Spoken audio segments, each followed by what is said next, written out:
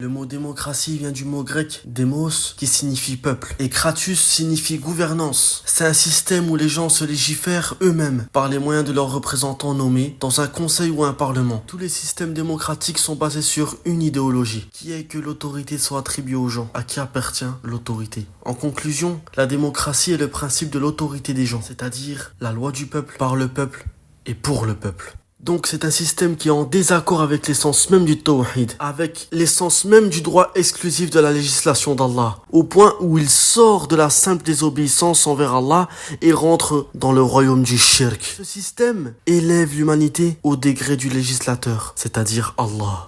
Allah le Tout-Puissant nous dit: ou bien aurait-il des associés à Dieu qui auraient établi pour eux des lois religieuses que Dieu n'a jamais permises? Et parce que les gens, ce sont ceux qui choisissent les lois par les moyens de leurs représentants. Ces lois sont basées sur la volonté du peuple et selon les désirs de la majorité. Au lieu de quoi? Au lieu de ce qu'Allah a révélé. Par conséquent, l'usurpation de ce droit par les hommes les rend comme des fausses divinités, c'est-à-dire des tawarit, par lesquels ils légifèrent des lois et jugent des affaires en opposition à la révélation d'Allah. C'est pour cette raison qu'Allah Azza wa Jal a fait référence à toute personne ou système qui ne juge pas d'après ce qu'Allah a révélé comme étant un tarout. Allah Azza wa Jal nous dit: n'as-tu pas vu ceux qui prétendent croire à ce qu'on a fait descendre vers toi et à ce qu'on a fait descendre avant toi? Ils veulent prendre pour juge le tarout, alors que c'est en lui qu'on l'a recommandé de ne pas croire. Mais le diable veut les égarer très loin dans l'égarement. La démocratie est: les gens sont la source du pouvoir. La question maintenant qui reste à savoir est: est-ce que celui qui vote commet du shirk? La réponse est oui.